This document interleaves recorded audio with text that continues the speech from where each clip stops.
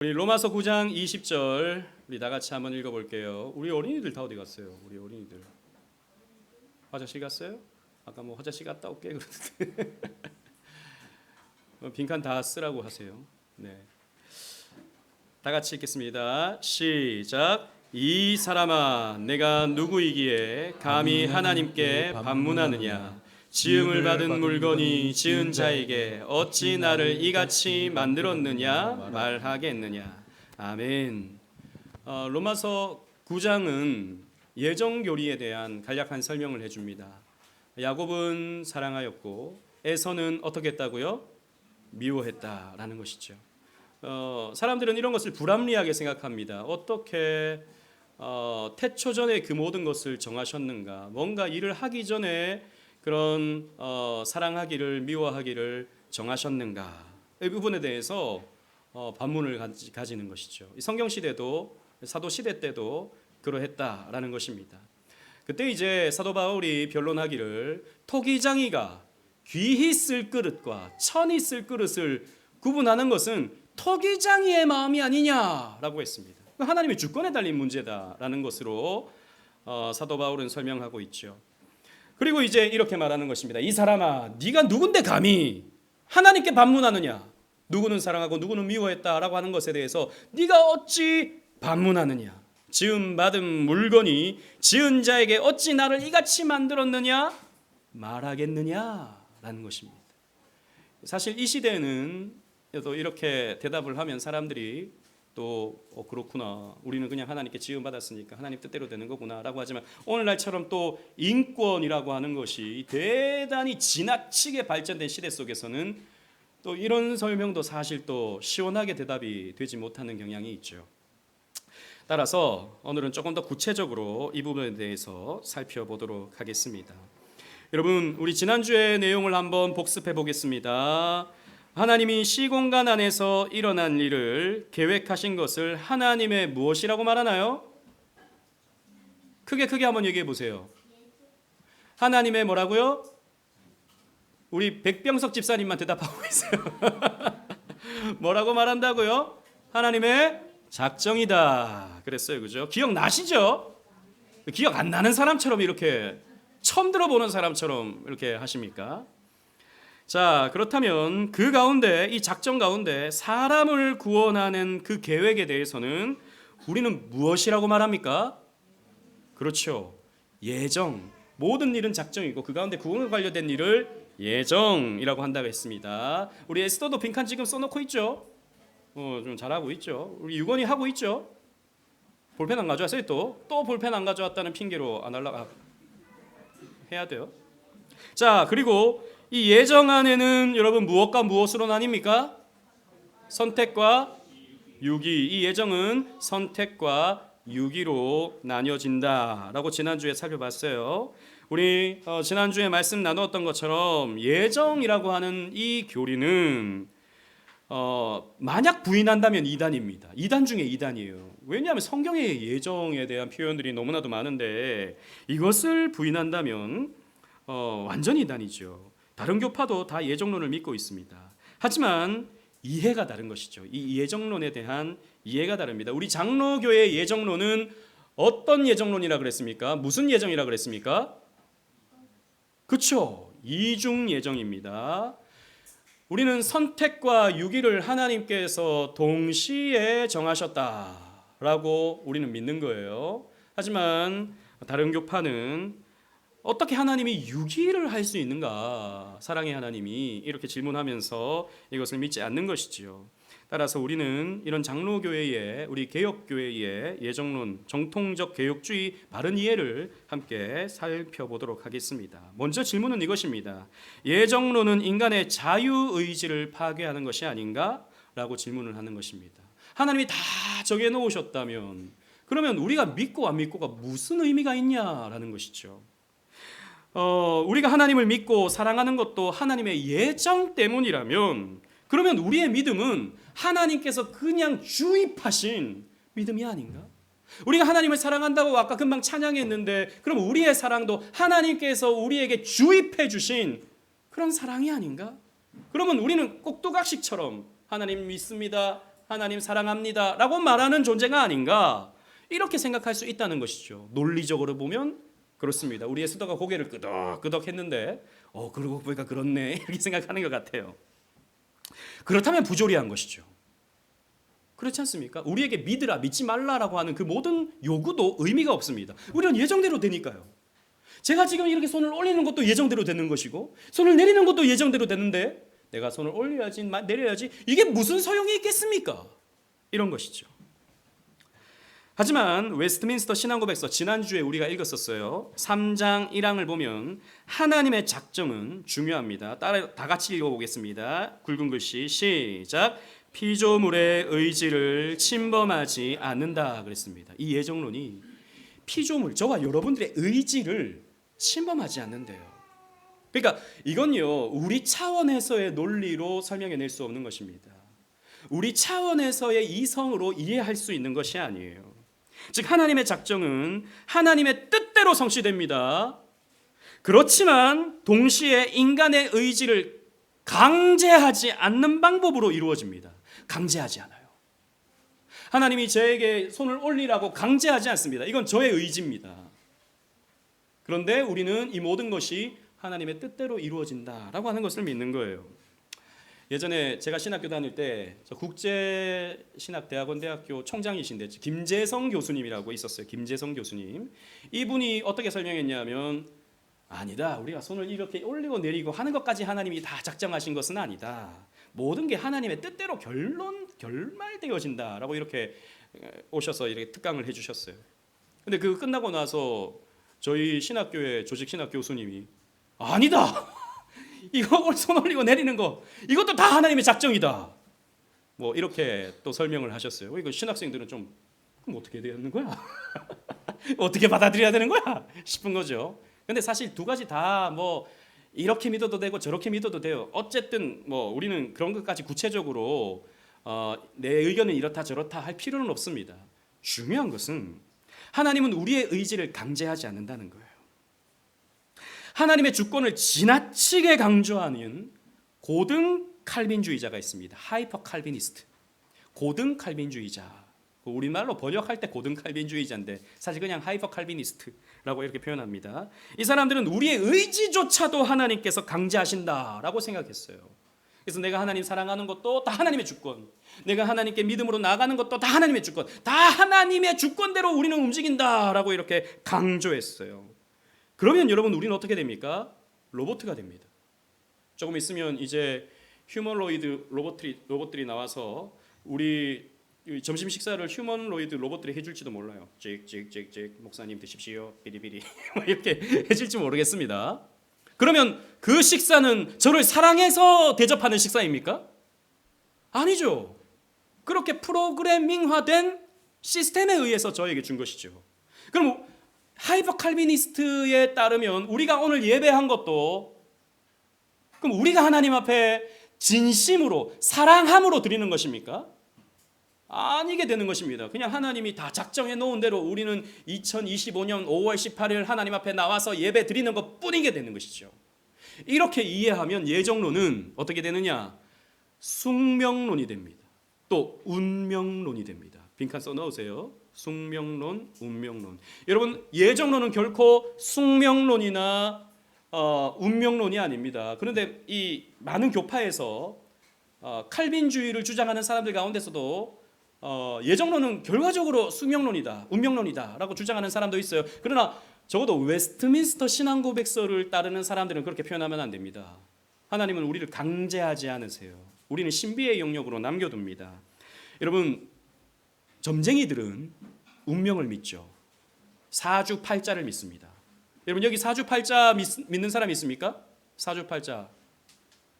우리 에스더의 태어난 날, 태어난 해, 태어난 시, 또 하나 뭐죠? 사주 중에 마지막 하나가 뭐죠? 뭐 이거 쭉 돌아보면 주역에 따르면 2025년 대박 난다.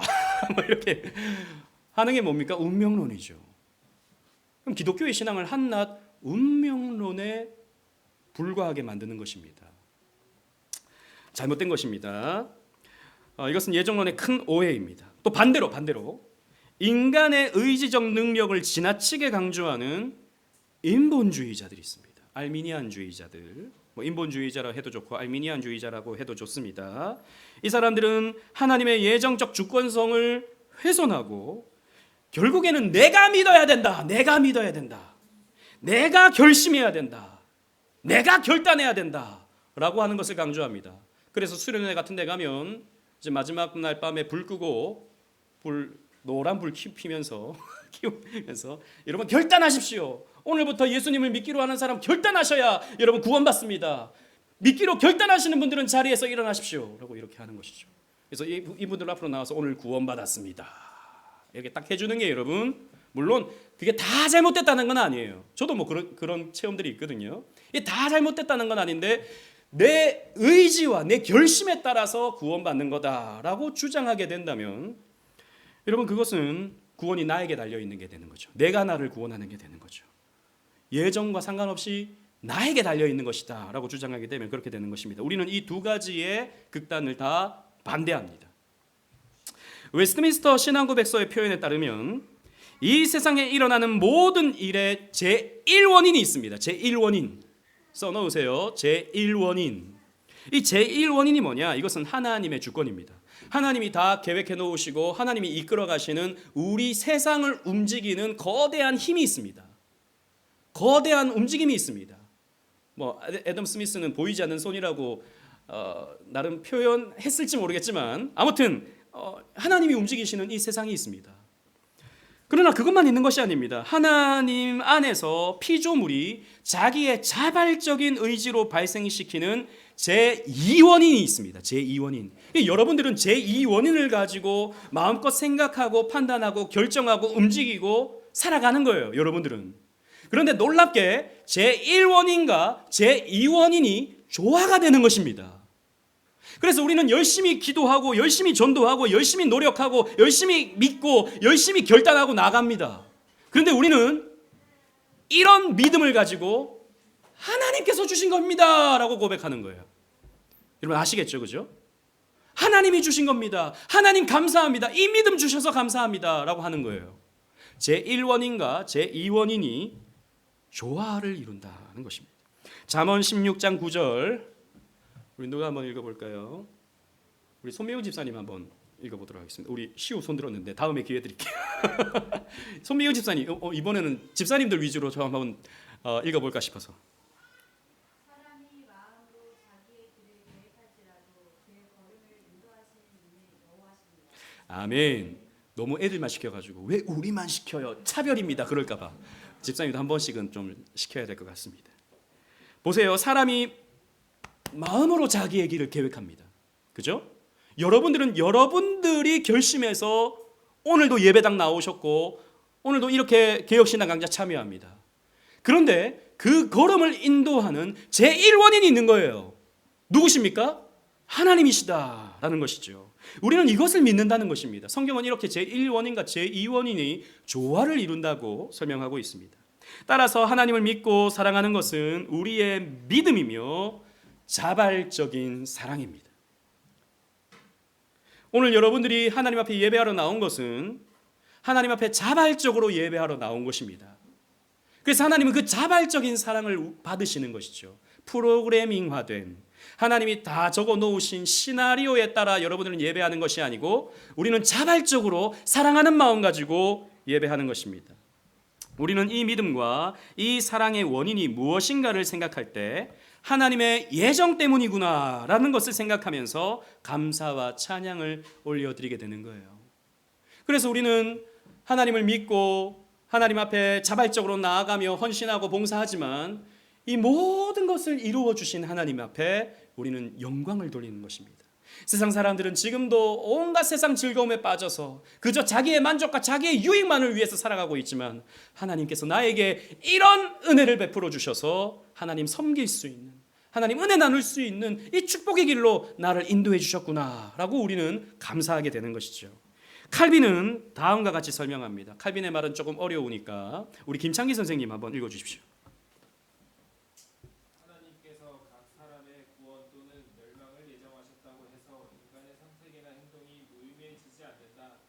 하나님의 섭리는 인간의 의지를 제거하는 것이 아니라 그 의지를 사용하여 하나님의 목적을 이루십니다. 아멘. 칼빈은 이렇게 말했어요. 우리의 의지를 하나님께서 사용하셔서 하나님의 뜻을 이루게 만드신다라는 거예요. 그래서 하나님의 주권과 인간의 의지는 조화를 이룹니다. 자, 두 번째 질문. 사람을 유기하시기로 예정하신 것은 사랑의 하나님의 속성과 모순이 되는 것이 아닌가? 라고 하는 질문을 가질 수 있어요. 아니, 뱃속에서부터 미워하시기로 결정하셨대요. 창세전부터 지옥 보내시기로 결정하셨다. 물론 이건 오해입니다. 유기는 뭐라 그랬어요? 결정하신 거예요. 하나님이 그렇게 딱 적극적으로 하신 거예요? 아니고 내버려 두신 거예요. 내버려 두신 거예요. 어쨌든 내버려 두시는 것도 하나님의 결정 가운데 이루어지는 것이기 때문에 이건 하나님의 속성과 모순되는 게 아닌가. 여러분, 우리가 지난번에 하나님의 속성에 대해서 배운 것처럼 하나님은 선하신 하나님이십니다. God is good. 그리고 사랑이 많으신 하나님이십니다. God is love. 그런데 그런 하나님이 어떻게 영원전부터 사람을 지옥에 보내시기로 작정할 수 있는가? 물론 내버려 두신 거지만 어떻게 그냥 내버려 두실 수 있는가? 우리는 인간은 유기된 고양이만 봐도 마음이 아픈데 그렇잖아요. 길고양이만 봐도 어떻게 내가 저 고양이한테 과자 하나 줄까? 이런 생각이 생기는데 어떻게 하나님은 그렇게 매정하실 수 있는가? 우리 그렇게 생각할 수 있다는 것이죠. 이에 대해서 웨스트민스터 신앙고백서 3장 3항은요 다음과 같이 명확히 밝히고 있습니다. 우리 류혜지 성도님, 집사님, 거기 웨스트민스터 신앙고백서 3장 3항을 한번 읽어주십시오.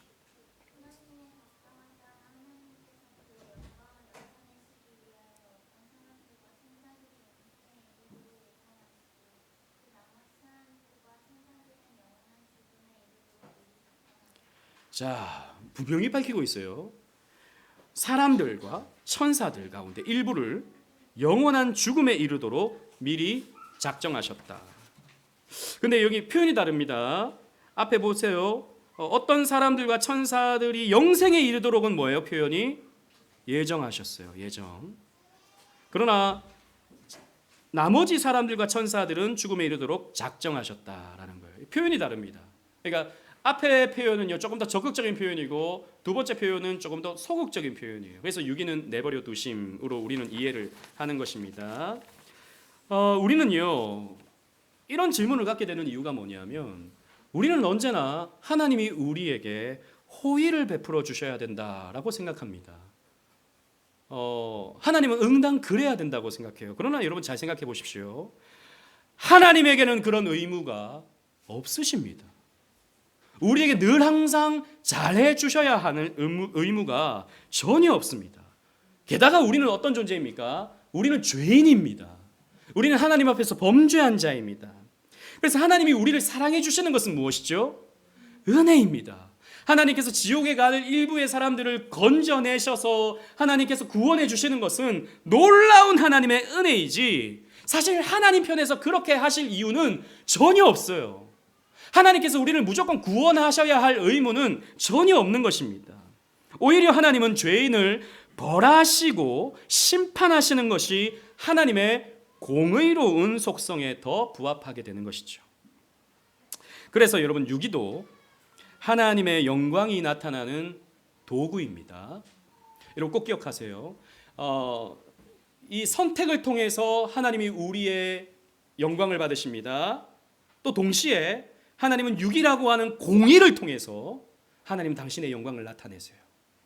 여러분 죄를 응당 처벌하는 그 과정을 통해서 우리는요 정의를 봅니다. 그렇지 않습니까? 나쁜 놈은 벌 받아야 돼요. 저 조두순 같은 사람은 벌을 받아야 되는 겁니다. 또 나쁜 사람 누구 있어요? 유영철 같은 사람 벌을 받아야 되는 겁니다. 우리는 다 하나님의 사랑받은 사람이니까 저 사람도 용서해 주자. 그건 공의가 아닙니다. 그죠? 공의를 통해서 하나님의 영광이 드러나는 거예요. 즉 하나님은요 자신의 죄로 죽어야 할 사람들의 일부를 불쌍히 여기시고 사랑하심으로 구원하시기로 작정한 것은 하나님의 사랑이 드러남으로 영광을 나타내십니다. 그러나 죽어야 할 사람을 내버려 둠으로써 심판에 거하게 하시는 것은 하나님의 무엇을 드러내는 것이라고요? 공의를 드러냄으로써 영광을 나타내십니다. 자, 세 번째 질문을 한번 생각해 보십시다. 예정론은 신자를 나태하게 만드는 것이 아닌가? 다 하나님이 정해놓으셨으니까, 우리의 구원이 정해진 거니까, 그러면 우리 좀 죄 지어도 괜찮겠네 라고 하는 생각을 하게 된다는 것이죠. 특히 알미니우스는요, 이중 예정을 생각할 때에 이런 개혁파의 교리가 신자를 경건의 상태에서 나태하게 만든다. 여러분, 나태라는 말이 무슨 말이죠? 나태, 우리 강윤 중학생, 중2 학생, 나태가 무슨 말이죠? 맞아요. 우리 초등학생들 알겠죠? 나태가 무슨 말이라고요? 게으르게 만든다는 거죠. 왜? 어차피 구원받았어. 예를 들어서 시우야, 목사님이 오늘 이거 빈칸 잘 넣었으면 목사님이 선물해 줄게 라고 할 때 우리 시우가 잘 쓸까요? 미리 선물 딱 주고 시우야 오늘 잘할 수 있지? 하고 빈칸 넣기 얘기했어요. 어떻게 하면 잘할까요? 어떻게 하면 될 것 같아요? 시우가 한번 대답해 보자. 어떻게 하면 더 열심히 할 것 같아 시우가? 1번, 2번. 2번? 그래요. 우리 시우는 은혜를 아는 자입니다. 복음 안에서 변화됐기 때문에 저렇게 표현하는 거예요. 일반적으로는 사람들이 그렇게 생각 안 합니다. 나중에 하는 거 보고 죽게 이래야지 잘한다고 생각해요.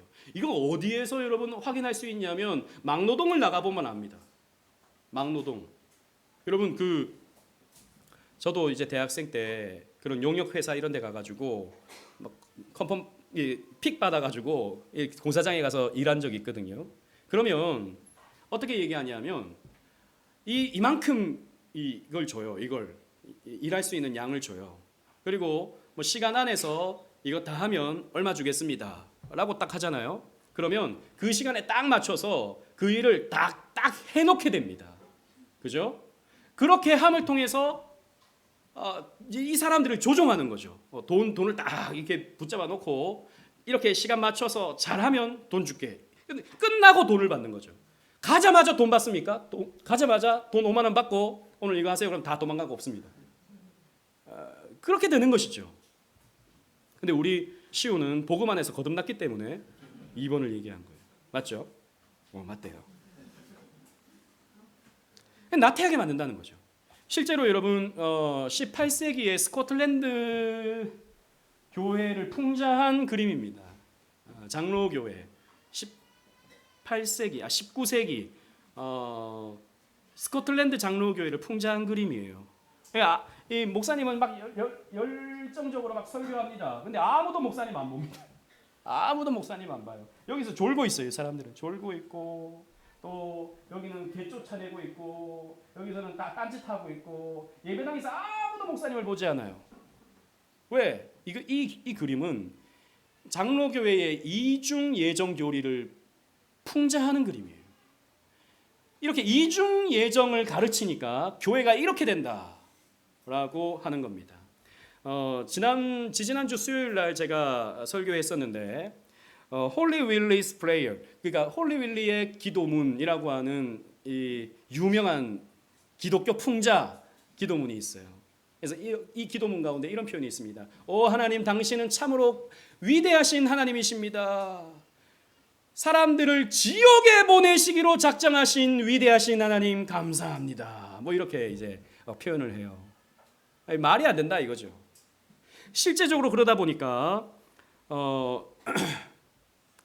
특히 이제 다른 이 경건파, 당시에 이런 칼빈주의를 반대하면서 경건주의 운동이 막 일어나거든요. 경건주의 운동이 일어나면서 기도하고 큐티하고 전도하고 선교하고 이런 거에 굉장히 열정적으로 움직이는 한또 분파가 있었습니다.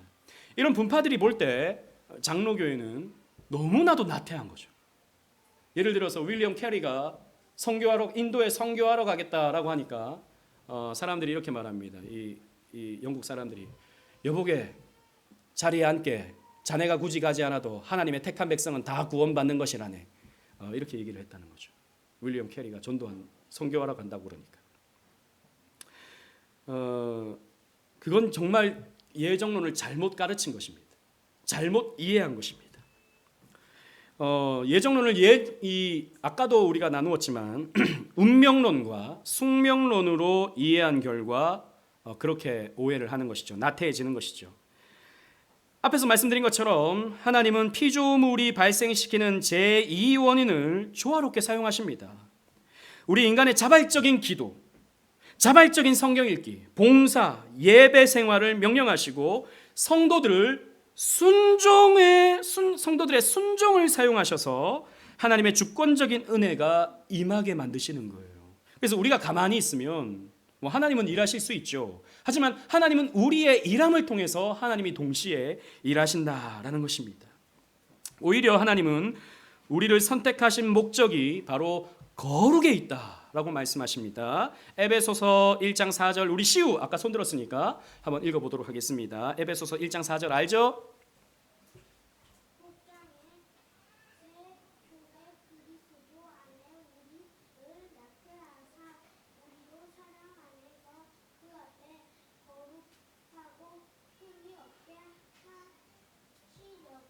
아멘. 박수. 막 경쟁이 치열해요 지금. 주원이도 손 들었어. 나도 시켜달라. 주원이 조금 있다가 시킬게요. 자 보세요. 하나님이 우리를 창세전에 택하신 이유가 무엇이라고 에베소서는 가르쳐주고 있습니까? 우리를 하나님 앞에 거룩하고 흠이 없게 하시려고 우리를 선택하셨다라고 말씀하고 있어요. 그래서 여러분 선택 받으셨습니까? 지난주에 아멘 하셨잖아요, 그죠? 여러분 하나님 앞에 선택 받으셨습니까? 아멘. 그렇다면 여러분 거룩하게 사셔야 됩니다. 거룩하게 살지도 않으면서 세상 사람들과 똑같이 살면서 나는 선택받았다라고 하지 말라는 것입니다. 성도는 자신의 자발적인 경건 생활로 신앙 생활을 영위해 나가지만 이 모든 은혜의 원인이 하나님께 있음을 감사하며 자긍하는 것이 아니라 자기 자신을 높이는 것이 아니라 하나님께 영광을 돌리게 되는 것입니다. 마지막으로 예정론은 전도를 방해하는 것이 아닌가 이런 생각할 수 있죠. 웨스트민스터 신앙고백서 3장 4항은 다음과 같이 설명합니다. 우리 아까 주원이 손 들었으니까 4항을 한번 읽어보겠습니다.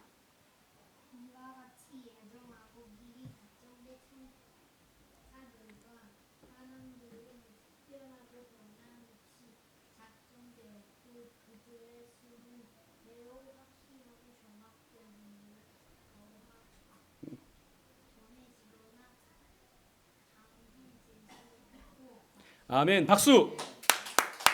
이런 영적인 시기감이 있어야 돼요. 시우가 읽었어? 내가 형인데 내가 안 읽을 순 없지. 이런 영적인 경쟁, 선한 경쟁입니다. 자 그러면 퀴즈 우리 주환이 맞춰봐요. 하나님의 작정이 딱 돼 있어요, 그죠? 그럼 예정된 사람의 수가 많아질 수 있어요, 없어요? 오, 제대로 이해했네. 다시 한번 박수. 정해진 수는 바뀔 수 없다라는 거예요. 그럼 자 보세요. 이 세상에 구원받기로 작정된 수가 정해져 있다는 말이죠. 변합니까? 안 변합니까? 안 변한다는 거예요. 왜? 창세 전에 작정해 놓으셨어요. 예정해 놓으셨어요. 자 그러면 우리가 전도를 생각해 보십시다. 우리가 누군가를 전도해요. 근데 이 사람이 택함 받지 않은 사람이라면 전도의 의미가 있습니까? 없습니까? 전도의 의미가 있어요, 없어요? 있는 것 같기도 하고 없는 것 같기도 하고 그렇잖아요. 논리적으로 생각하면 전도해도 이 사람이 택함 받지 못했으니까 효과가 없는 거잖아요. 그죠? 그러면 이거 안 되는 거네라고 생각할 수 있다는 것이죠. 여러분 하나님의 구원이 영원전에 작정된 선택과 유기로 이루어지는 것이라면 우리가 왜 전도해야 될까요? 라고 하는 질문을 당연히 가질 수밖에 없습니다. 고백서를 보면 앞에서 말한 것처럼 구원하시고 유기하는 수가 정해져서 성경에는 14만 4천이라고 하는 숫자로 표현되고 있잖아요, 그죠? 그래서 저 하나님의 교회 같은 경우에는 14만 4천이 채워지면 예수님 재림한다 뭐 이런 얘기들을 막 하지 않습니까? 이걸 문자적으로 보는 것이죠. 우리는 그걸 문자적으로 보지는 않습니다. 14만 4천을 우리는 어떻게 이해합니까? 구약의 12지파, 신약의 12사도, 하나님 백성의 숫자인 것이죠. 자, 우리 수학 잘하는 사람 예하야 12 곱하기 12가 얼마지? 바로 나오네. 박수 한번 하겠습니다. 거기에 충만한 수 1000을 곱하면 어떻게 됩니까? 14만 4천이 나오죠. 그러니까 하나님의 백성의 총수의 상징적인 숫자가 14만 4천이에요. 그것이 정해져 있다라는 것입니다. 어떤 실제적인 숫자가 아닌 거예요. 따라서 하나님의 작정의 성격이 불변적이다라는 거예요. 우리 이건 지난주에 살폈습니다. 불변적이다라는 것입니다. 그러면 어차피 구원받을 사람 구원받고 심판받을 사람 심판받는데 왜 전도하는가? 아까 윌리엄 캐리를 주저앉혔던 그 목사님들처럼 어차피 자네가 선교하지 않아도 택함 받을 사람 다 구원받네 라고 말하는 것처럼 생각을 하게 된다는 것입니다. 그러나 여러분 우리가 꼭 기억할 것은 하나님은 구원받을 사람만 정하신 것이 아니라 그 구원의 무엇 또한 정하셨을까요? 구원의 방법 또한 예정하셨다라고 하는 것을 기억해야 됩니다. 하나님은 전도라고 하는 이 방법을 통해서 택자들을 구원해내신다라는 거예요. 고린도전서 1장 21절 우리 다 같이 한번 읽어보겠습니다. 시작. 하나님의 지혜에 있어서는 이 세상이 자기 지혜로 하나님을 알지 못함으로 하나님께서 전도에 미련한 것으로 믿는 자들을 구원하시기를 기뻐하셨도다. 아멘. 전도처럼 미련해 보이는 방법이라 할지라도 하나님은 우리가 전도할 때에 말씀을 전할 때에 복음을 사람들에게 소개할 때에 택자들을 만나게 하시고 그 택자들이 주님께로 돌아올 수 있도록 이끌어 주신다라는 것입니다. 그래서 이 예정론을 오해하는 사람들은 이렇게 묻습니다. 선택받지 못한 사람들은 어떤 기회도 받지 못합니까? 그러면 그 사람들은 더 이상 소망이 없는 것입니까? 구원받지 못하는 것입니까? 유기된 사람들은 그러면 천국에 갈 수 없는 것입니까? 이 질문에 논리적으로 우리가 대답을 하자면 그렇다라고 말할 수밖에 없습니다. 왜? 정해져 있거든요. 하지만 우리의 질문은 이어져야 됩니다. 그렇다면 누가 선택받지 못한 사람인가를 생각해 봐야 돼요. 누가 선택받은 사람이고 누가 선택받지 못한 사람이죠? 지금 밖에 교회 안 다니는 사람들은 다 선택받지 못한 사람입니까? 아닙니다. 저들이 어떻게 어떤 시간에 어떤 방법으로 돌아올지 우리는 아무도 몰라요. 모릅니다. 그 누구도 다른 사람을 향해서 당신은 유기됐군요 라고 말할 자격이 없습니다. 그 누구도. 또 그 누구도 스스로를 가리켜서 나는 유기된 사람입니다. 나는 지금 하나님 안 믿습니다. 하나님을 믿느니 내 복장을 믿겠습니다 라고 말하는 사람도 나는 유기됐습니다 라고 말할 자격이 없어요. 왜? 평생을 살지 않았거든요. 모릅니다. 어떻게 변화될지 모를 일입니다. 심지어 불신자이며 무신론자라 할지라도 그렇습니다. 그래서 개혁신학자 R.C. 스프롤은 이렇게 말합니다. 굵은 글씨 누가 한번 읽어볼까요? 우리 하린이가 한번 읽어볼까요? 거기 굵은 글씨 있죠? R.C. 스프롤은 이렇게 말합니다. 나는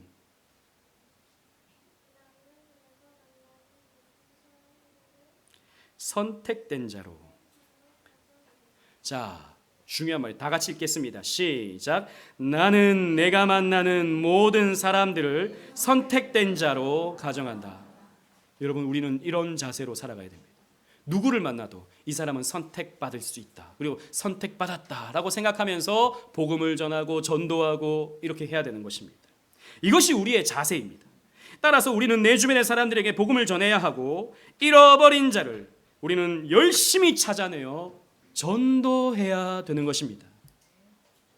그래서 예정론은요, 많은 오해를 갖지만 성경을 찬찬히 살펴보면 우리는 나름의 답을 다 얻을 수 있습니다. 그리고 예정론은 진리입니다 라고 우리는 고백할 수밖에 없죠.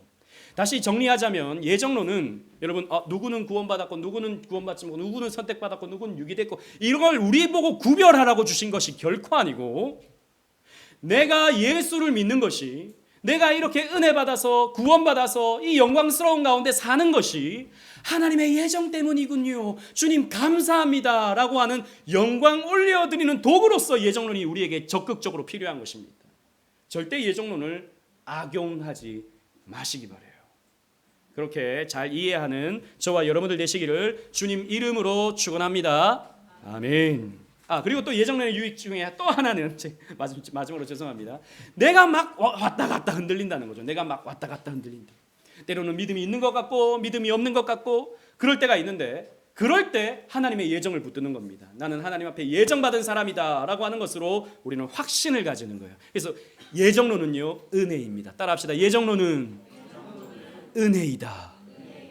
은혜의 교리입니다. 그 사실을 믿는 저와 여러분들 되시기를 다시 한번 주님의 이름으로 축원합니다. 아멘.